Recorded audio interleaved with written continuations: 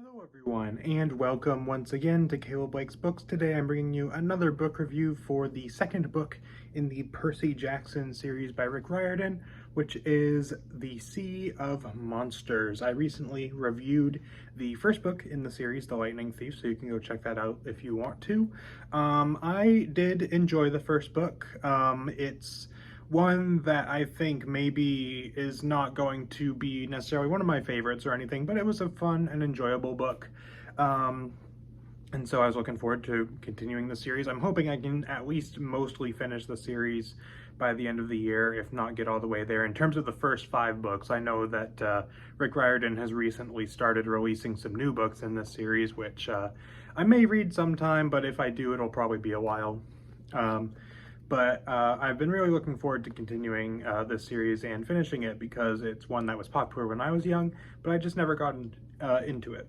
And so I read the second book, and I do apologize for this review a little bit because a lot of my thoughts on this are going to be very similar to the first book. I feel that they are very similar in a lot of ways, but I do have a few specific thoughts about this one. In general, I did enjoy this book. So as far as positive things to say about this book, again, kind of going into some of the stuff that was similar to the first book, the characters here are pretty good. It follows mainly a 3-person group, which are Percy, Annabeth, and a third character who in the first book was Grover. In this book, it's Tyson. He's a new character. He is maybe my favorite character in the series so far. I really enjoy him. And I would say Grover was maybe my favorite character in the first book as well. So it seems like these third characters are really kind of working for me. Tyson is a friend of Percy's who ends up going along on this journey with him. And all this stuff, and I enjoyed the 3 of these characters together. I enjoyed their dynamics. You get a little bit more of their background, especially with Annabeth. You learn a little bit more about her, and all that stuff. And Percy's still good.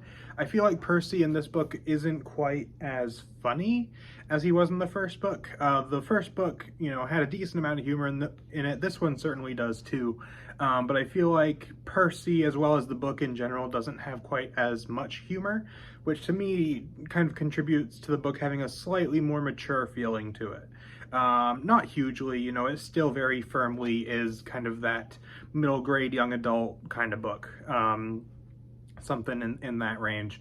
But it definitely feels like as, you know, these characters are starting to grow up, because this book takes place about a year after the first book, it definitely feels like the tone of the book is kind of shifting to accommodate that. So I'm curious how that's going to play out by the end of the series, if it's going to be significantly different in tone. So I guess we'll have to wait and see about that.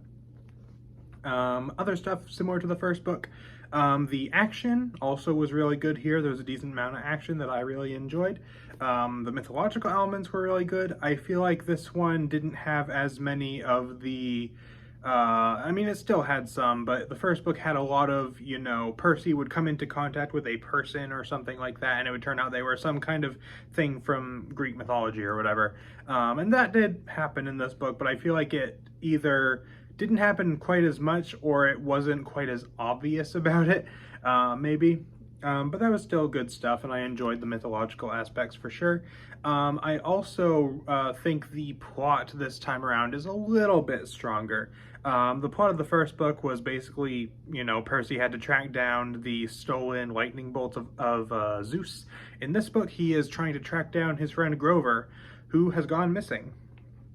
I think the overarching plot still wasn't super interesting to me, to start kind of talking a little bit about negatives, because this is kind of a positive and negative thing for me. And I really don't have a whole lot else to say about this book other than this one point. For the plot, I feel like the overarching plot wasn't super engaging to me, kind of similar to the first book. You know, it's still a decent plot. It's a good thing for, you know, a book like this. But I still didn't think the overall plot was as interesting to me, but I think a lot of the moment-to-moment plot was more interesting. Like, I was more engaged in what the characters were actually doing, whereas in the first book, I was mostly in it for more of the character interactions and the mythology and the humor. This one I feel like was a little bit more interesting in terms of the actual stuff that was happening. I think it was a little more interesting. I think that about wraps up my thoughts on this book, which is funny because it's going to be quite a short review, but really I mostly felt the same way about this book as the first book, with a few minor differences. You know, a good book with some good characters, good plot, good action, all that stuff. And one that I really enjoyed, and it was a fun book to read, which definitely helps. And I assume that will probably be the case for the rest of the series.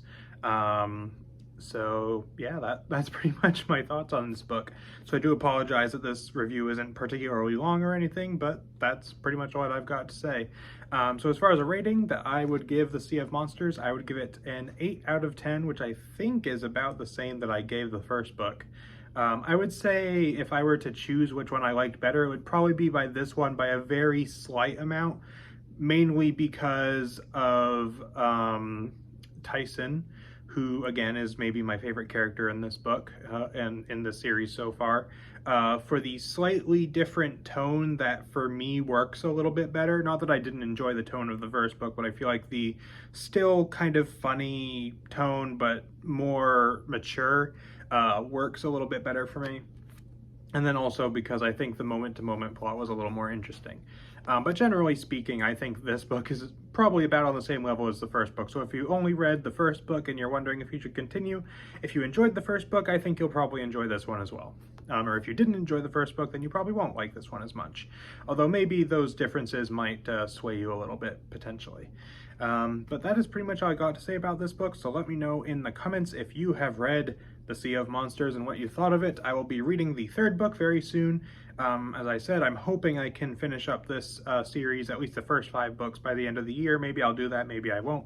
But I want to at least get at least to book 4 and hopefully to book 5. So that is pretty much it for this video, so thank you all for watching, and I will see you guys next time.